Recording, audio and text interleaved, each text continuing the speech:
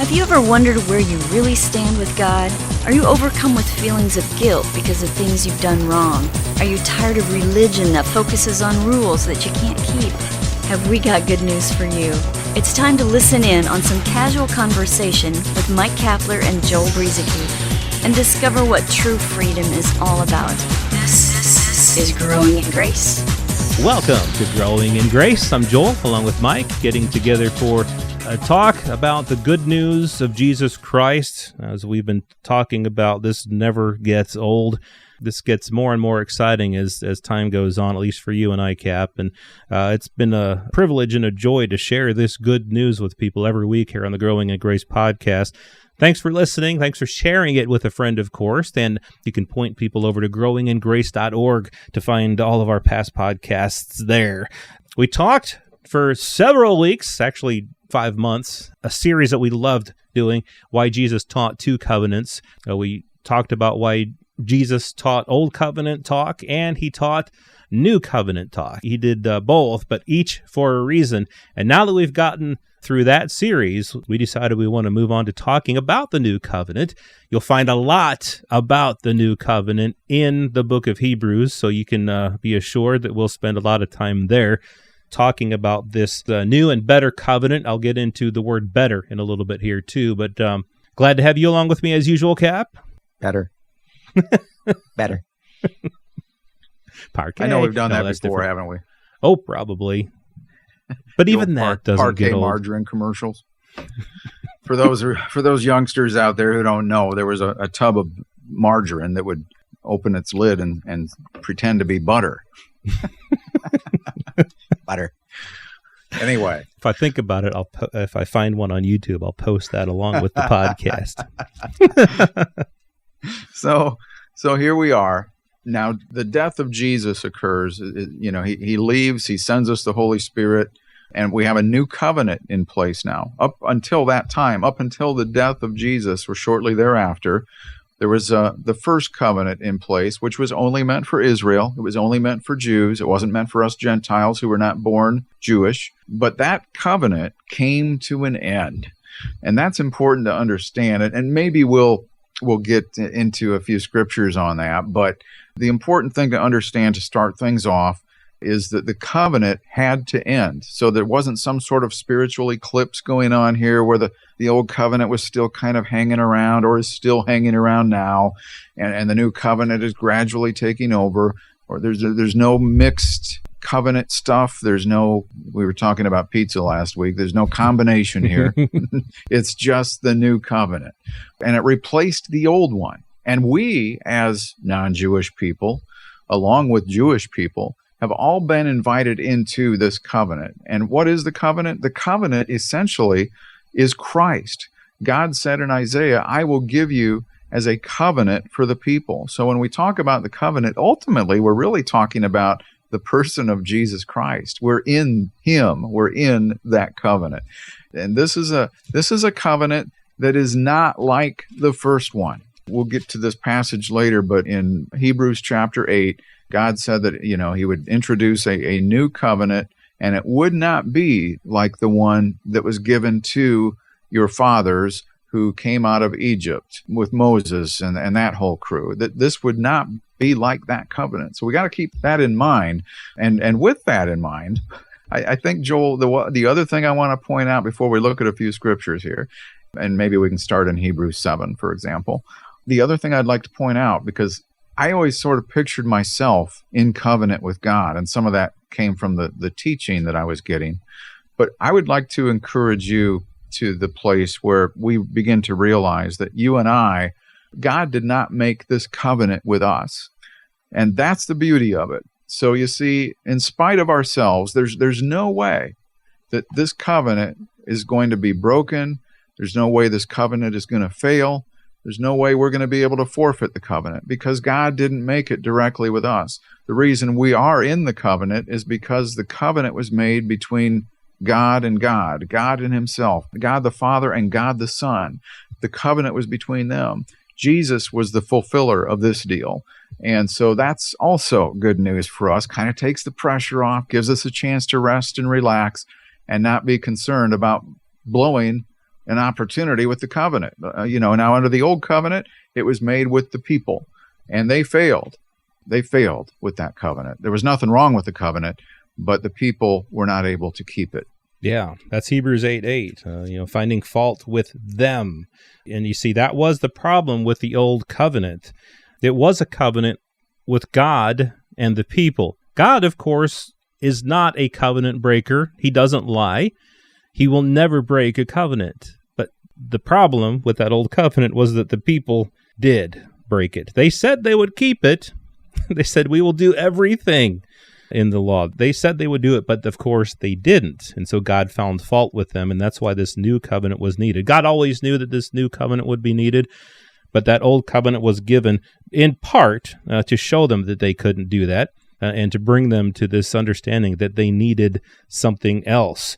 Here in Hebrews 7, I'm actually going to look at a few different places here, but starting with Hebrews 7, one thing about this new covenant is that it is better.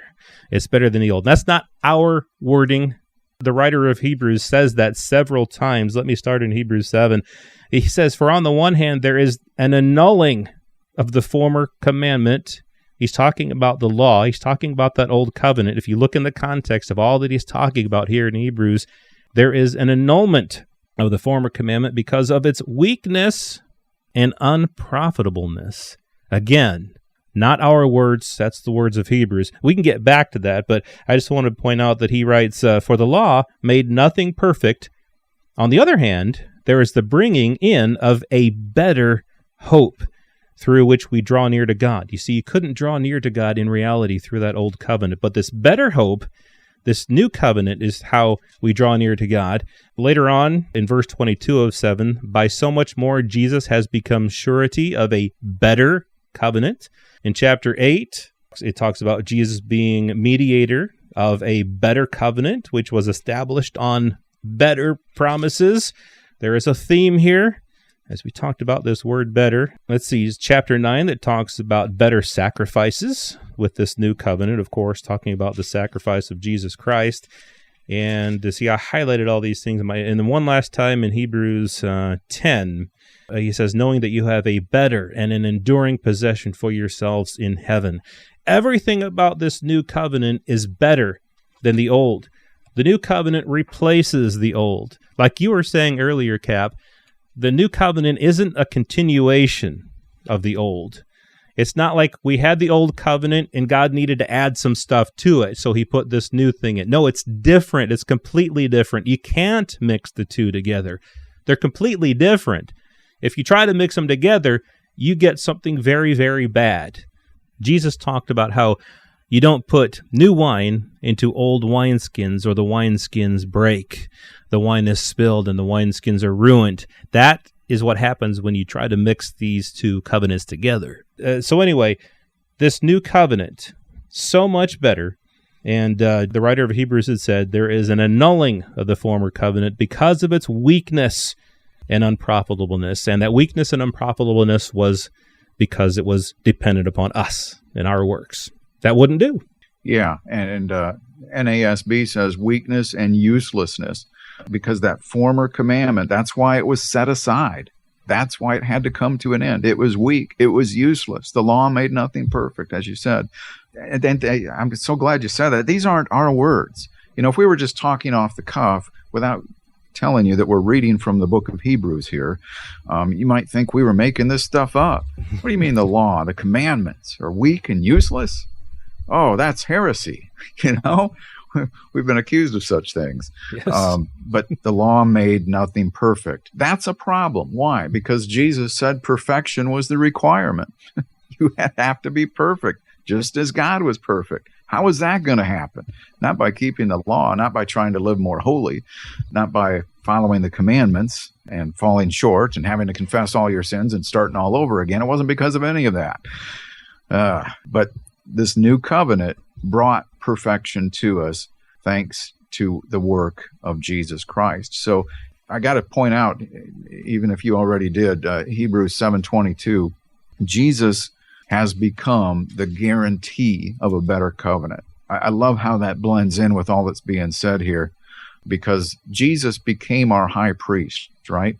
And with him as the high priest, it's different than the previous priests under the law, because he was appointed with an oath or a promise, but those others were appointed through the law. And priests, they would serve for a certain number of years or until they died, and then they would be replaced by other priests, but not this high priest. He came around and he offered one sacrifice for all. So those priests, they existed in great numbers, Hebrews 7:23. But Jesus, on the other hand, because he continues forever, holds his priesthood permanently. He's the guarantee. He's the guarantee. It's not you and I. We are not the guarantee. The choices we make in life are not the guarantee. And he continues to make intercession. This is such an exciting thing to look at. The other thing to point out here is that all of the priests under the law came from the tribe of Levi, the Levitical priesthood, right? You could not be a priest unless you were from the tribe of the Levites. Jesus did not come from the tribe of the Levites. He came from the tribe of Judah. And as the writer of Hebrews says here, he says that the law says nothing about Judah and priests, but that's where Jesus came from. So you see, if the law or any portion of it is still in effect, then Jesus is not a legitimate high priest. But because there was a change of priesthood, there was also a change of law. And that brought one to an end, the old covenant, and brought something new into place, something everlasting and eternal, Jesus called it before he died. Right. And as we wrap up this week, just something you said there, that the choices that we make in life are not our guarantee. We get so caught up. I'm human just like everybody else, and I can get, when I'm in the wrong thinking, I can get caught up in thinking that the things that I've done are what has drawn me close to God, what is keeping me close, the good things that I've done. And when I've done bad, that those things make God withdraw from me. But you see, the guarantee, the surety, our hope, this better hope that we have is better, and it is guaranteed, and it is sure, because it's not based on what we do. This new covenant is all based upon the finished work of Jesus. God making an oath because he could swear by nobody greater. He swore by himself. And that is what this new covenant is based upon. Our part in this is simply to believe, to trust in the finished work of Jesus Christ, and to turn from thinking that is based upon our own life. Man, there's so much good stuff to talk about when it comes to this new covenant. And so we'll talk about Jesus Christ being this high priest. We'll talk about how it's about God's promise to himself. We'll talk about how Jesus Christ is this priest that couldn't have been according to the law, because like you were saying, the law said it had to come from Levi. The priest had to come through Levi, but he came from Judah. We'll talk about Melchizedek and where all of that fits into this. So much good stuff to talk about in the coming weeks here. Keep it here on this channel, growingingrace.org. This has been Growing in Grace with Mike Kapler and Joel Brizicki, heard online through various internet sources around the world each week. To access hundreds of past programs, visit graceroots.org.